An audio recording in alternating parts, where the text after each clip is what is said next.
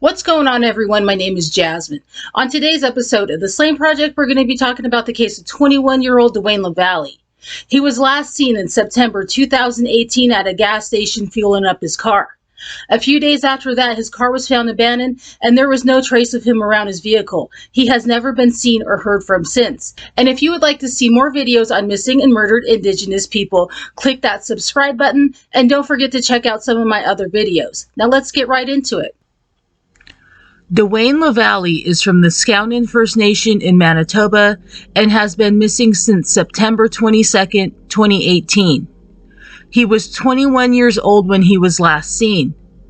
His mother, Kelly, said he left home to go to the nearby Ebb Flow First Nation with a friend for a few days.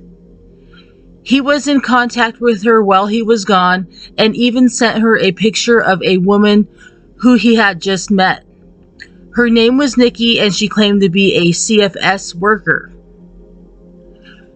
Dwayne last texted his mom on September 21st. It was not clear to me while researching when she knew he was missing, but she said it was unlike him to be out of contact for long periods. On Saturday, September 22nd, 2018, Dwayne was last seen gassing up at about 2 p.m. on the Ebb Flow First Nation. His car was found on September 26th by a farmer about 40 kilometers west of Ebb Flow and 100 kilometers south of Skownan. It was on a dead-end road just north of Saint-Rosé-du-Lac in a rural municipality of Lakeshore. This is near Dauphin Lake. There was no trace of Dwayne at the car or in the surrounding area. His family, volunteers, and the RCMP searched the area. Cadavers were brought in, and his family even hired a helicopter to help look for him. Dwayne most likely met with foul play, and his body can be anywhere between Ebb Flow and where his car was found. His family stated that when his car was found, he had a half tank of gas, which was more than enough to get home. But if he actually filled up the gas tank to full, it would mean that his car was driven enough to use up half of the tank. And his car was found just 40 kilometers away from Ebb Flow, 4 days after he was last seen. Family also says that a couple of strange objects were in his car. A black jacket that did not belong to him was in there, and a large screen TV was in the back.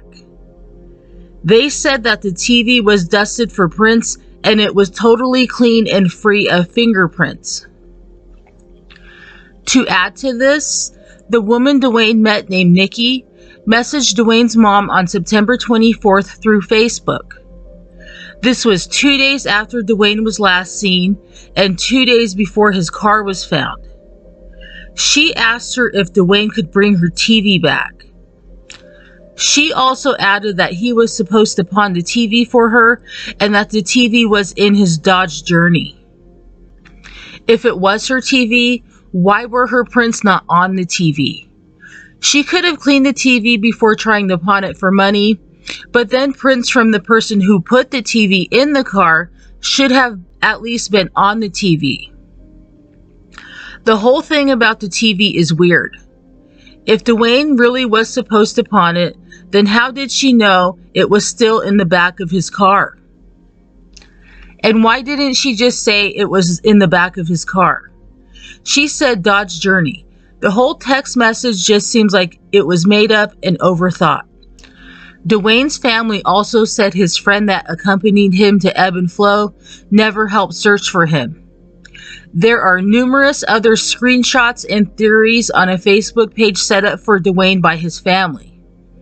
It's called Bring Dwayne Lavallee Home. His family has been doing a great job trying to get the truth to come to light. RCMP says that they have interviewed about 80 persons of interest in the disappearance of Dwayne. Numerous people have been given lie detector tests, but these are not admissible in court. I personally do not trust these tests, They can easily be manipulated by taking certain medications, or if the person taking the test has little to no remorse, and the skill of the person administering the test also plays a role. Lie detector tests basically just give investigators a sense of who needs to be pushed upon more as a suspect. And it seems there are still plenty of suspects. RCMP has never stated a possible motive. Dwayne's family say he was a good man who was not into alcohol or drugs. Perhaps Dwayne was a witness to something he should not have seen. As of this recording, the most recent search for him was at the end of May 2022. RCMP, family members, and volunteers searched, but came up empty-handed. Dwayne was 6 feet 2 inches tall and about 200 pounds. He was 21 years old when he went missing. He has 2 tattoos, a cross on his left hand and the phrase, "Can't stop" on his right arm.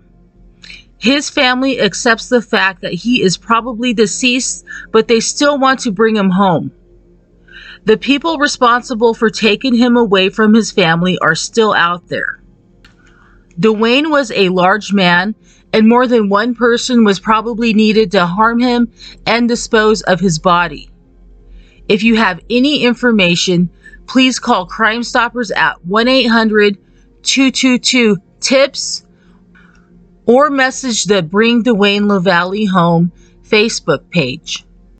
And that's it for today's video. Let me know what you think in the comments down below. And if you knew Dwayne, please share any memories of him down below. And I will see you in my next video.